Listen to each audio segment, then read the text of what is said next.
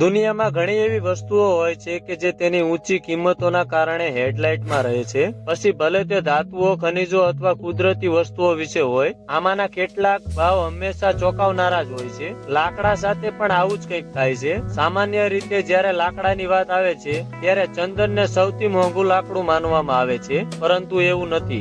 Report અનુસાર ચંદન વિશ્વનું સૌથી મોંઘું લાકડું નથી. આજે અમે તમને એક એવા લાકડા વિશે જણાવીશું કે જે ચંદન કરતા પણ અનેક ગણું મોંઘું છે. તે લાકડાના 1 કિલોની કિંમત એટલી છે કે આટલા પૈસા આપીને તમે લક્ઝરી કાર ખરીદી શકો છો. જી હા મિત્રો, 1 કિલો લાકડાની કિંમત 8 લાખ રૂપિયા છે.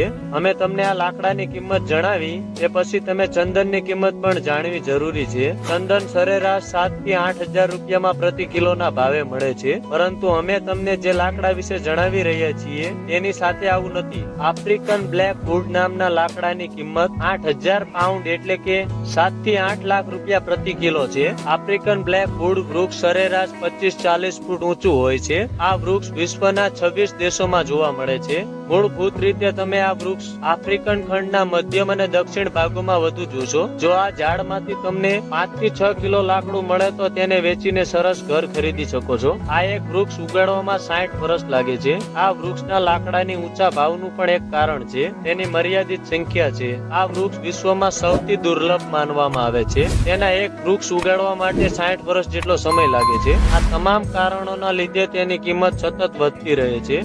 મર્યાદિત સંખ્યા અને વધુ માંગના કારણે હવે આ લાકડાની ગેરકાયદેસર રીતે દાણચોરી પણ થઈ રહી છે. તો મિત્રો, તમને એ પણ પ્રશ્ન થાય કે આ લાકડું કઈ જગ્યાએ વપરાતું છે.